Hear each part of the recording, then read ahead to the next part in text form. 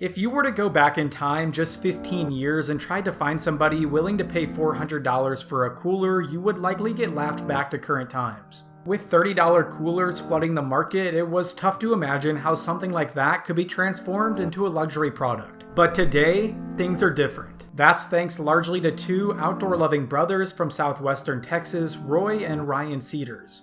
In this video, we're going to explore how nearly every aspect of their lives contributed to the stars aligning perfectly, allowing them to build Yeti Coolers into the billion-dollar ice-keeping empire they're known as today. This is a bit of business. While Ryan and Roy Seiders are listed as the official founders of Yeti, the origin can be traced back to someone else. Their dad, Roger Seiders. Roger started a tradition in the Seider household that he successfully passed down to his sons. If we can't find what we want, we make it.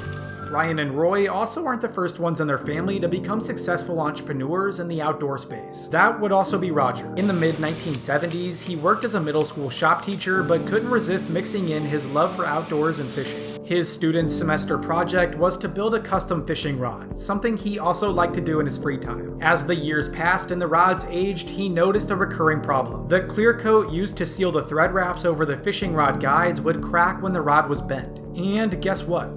If we can't find what we want, we make it. He made his way to a manufacturer and worked with them to develop an epoxy that was flexible enough to go the distance in a drawn-out fishing battle. There was only one condition. He would have to buy 100 gallons. After stocking his classroom cabinets, he packed the rest in 2-ounce containers and put them up for sale in the local sporting goods store. The name was FlexCoat. It wasn't supposed to turn into anything more than a solution to his problem, but when Roger went back the next evening, FlexCoat had already been sold out. The salesman convinced Roger to bring it to a trade show where the unthinkable happened. Large fishing rod companies were having the same problem. As he wrote $80,000 orders for FlexCoat, his $20,000 school teacher's salary started to shrink in importance. And it wasn't long before he left his teaching job, relocating his wife and sons to Driftwood, Texas in the late 1970s. Around the same time, Ryan and Roy were born 4 years apart in 1973 and 1977. As they grew up, their father's sudden turn to entrepreneurship exposed them more and more to the ins and outs of small business. The seeds of entrepreneurship were planted into Ryan and Roy nearly every day of their upbringing, a priceless education that the brothers would soon put to good use.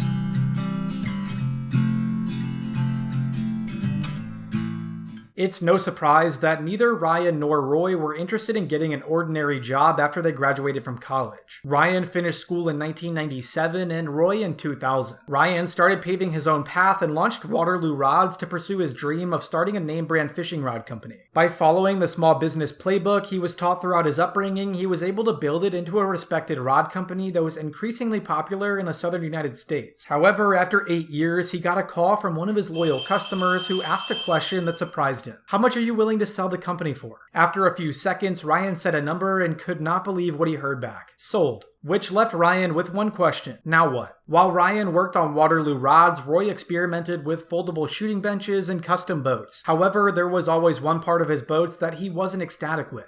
The cooler. The handles would snap, lids would cave in, and quality would diminish when it was exposed to the weather. To solve his problem, he started modifying coolers by putting plywood on top and sprinkling it with sand for grip. At this point, Ryan was still building Waterloo Rods, and he showed Roy a roto-molded cooler he'd seen at a trade show. After using the new coolers for a while, Roy became a distributor for the company. He slowly transitioned from a custom boat maker to a cooler salesman. But there was still one problem.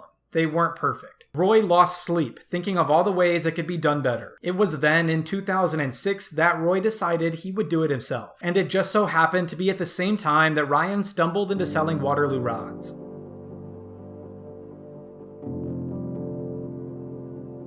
The two brothers set off together to build their ultimate cooler, based less on surveys and market data and more on the cooler they would personally use every day if it existed. The first 2 years were a constant hustle, a time they spent traveling to every trade show imaginable trying to convert people from the average $30 cooler to the $400 Yeti. As predicted, they were told there's no way anyone will pay you $400 for a cooler a lot. Though it wasn't until 2008 that they had the ability to work with manufacturers to design their dream cooler from the ground up. Heavy duty, rubber latches, sealed lid system, military grade rope handles, tie down slots, drain slots, unbreakable hinges, and non-slip padding on the bottom. The Yeti Tundra was born.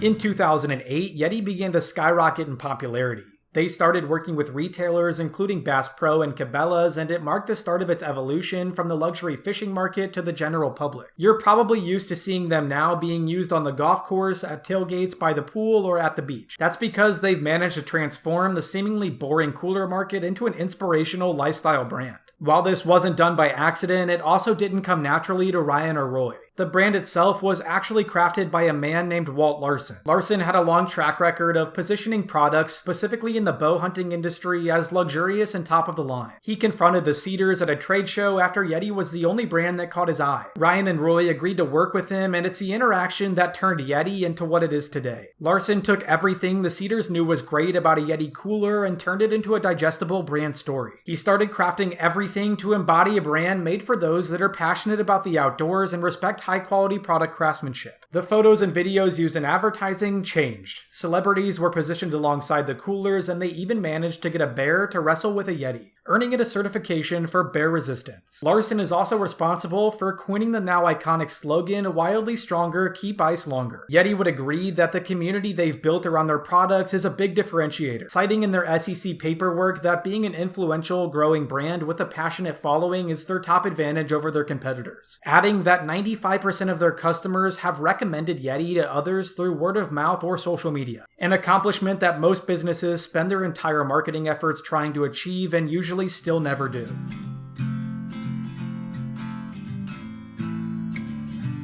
The growth of Yeti since then has been insane. That can be seen clearly by their net sales, which grew from $89.9 million in 2013 to $639.2 million in 2017. In 2012, just 6 years after the brothers started building Yeti, they sold majority ownership to a private equity firm investing in companies valued from $30 million to $300 million. CoreTech has led the company through a massive expansion of product offerings, but the original marketing strategy remains largely intact. In 2018, Yeti filed for an initial public offering and is now being publicly traded on the New York Stock Exchange. Their market cap currently sits at $8.73 billion.